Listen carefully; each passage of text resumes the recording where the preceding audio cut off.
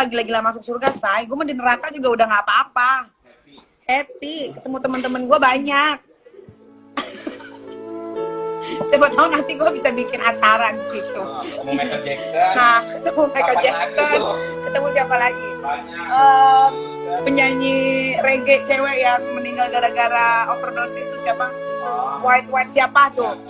Amy Whitehouse. Gue ketemu Amy Whitehouse di neraka. Terus gue ketemu siapa lagi? Oh, Nanti Beyonce. gue nih masuk neraka aja. Di situ gue banyak ketemu sama artis-artis juga. Bukan artis Indonesia ya, males banget. Sebagian kita meremehkan neraka dengan azab neraka. Kata Rasul sallallahu alaihi wasallam, ahwanu ahli nari adaban. Orang yang paling ringan azabnya di neraka. Rajulun yudha'u fi akhmasi qadamaihi jamratan.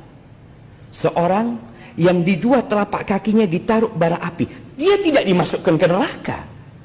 Hanya diletakkan dua bara api di bawah kakinya. Yaghli minhuma dimahu. Otaknya mendidih, jamaah. Itu azab yang paling ringan. Kita nggak akan melihat azab seperti itu di dunia.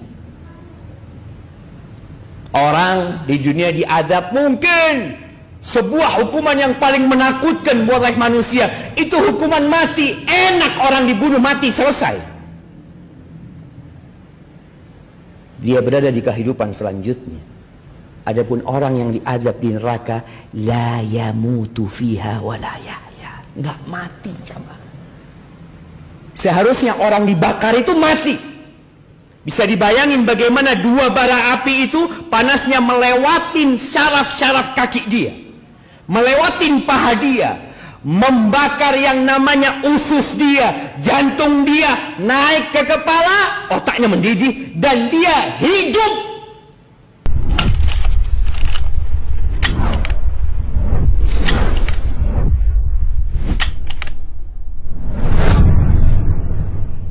Api neraka utama tadi itu bukan hanya berkobar-kobar, tapi pada saat disemprotkan ke tubuh seseorang nanti, naudzubillah, yang melanggar melakukan dua perbuatan ini, apinya akan melengket ke tubuhnya sampai terbakar, baru padam api tersebut. Diulangi lagi, begitu terus, tidak akan pernah habis sampai dosanya dibersihkan oleh Allah Subhanahu Wa Taala. Dan ingat, ancaman ini berlaku bagi seorang muslim yang dengan syahadatnya pun dia sudah bisa masuk surga sebenarnya, tapi akan dimasukkan ke neraka. Dan ini baru satu jenis siksaan karena bahaya lisan dan contoh perilaku.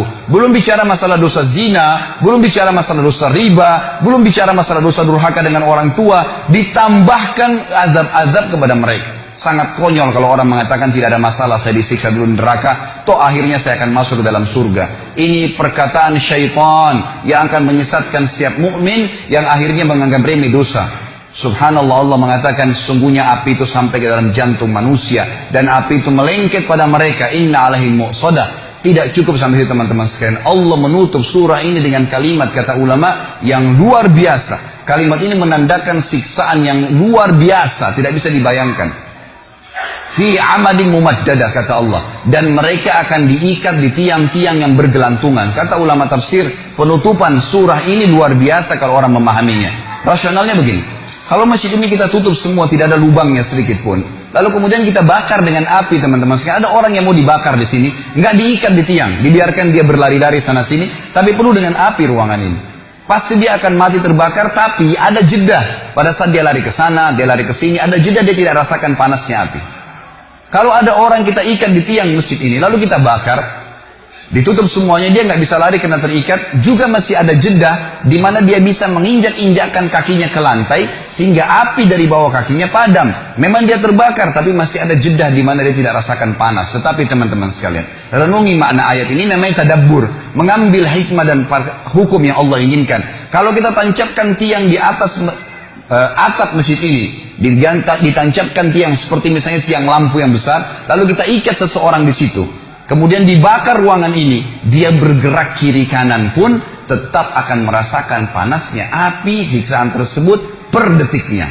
Dan ini kata ulama adalah makna yang luar biasa, mengandalkan sudah cukup seorang muslim meninggalkan dosa ini, saudara. Surah ini teman-teman sekalian mengajarkan kepada kita tentang bahayanya menyalahgunakan lisan. Dan dari sisi lain, lisan dalam agama kalau dipergunakan dengan kebaikan maka akan baik.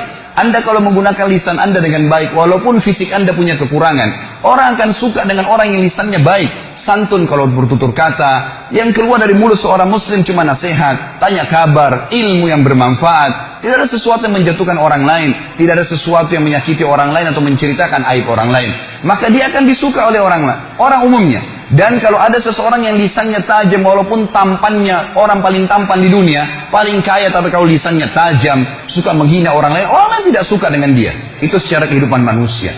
Juga di sisi Tuhan kita Allah subhanahu wa ta'ala, Allah sangat murka dengan orang yang menyalahgunakan lisannya. Sampai kata Nabi SAW dalam hadis Bukhari, Laisal mu'nu bitta'ani walal la'an. Bukan sifat orang mukmin yang suka la'an dan ta'an. Ini dua-duanya bahaya lisan. Suka melaknat, menyal-nyalkan orang, kamu sial, kamu gini, kamu buruk, selalu dihina, dikata-kata yang tidak baik, menjadikan. Dan juga ta'an, suka menghina-hina orang lain.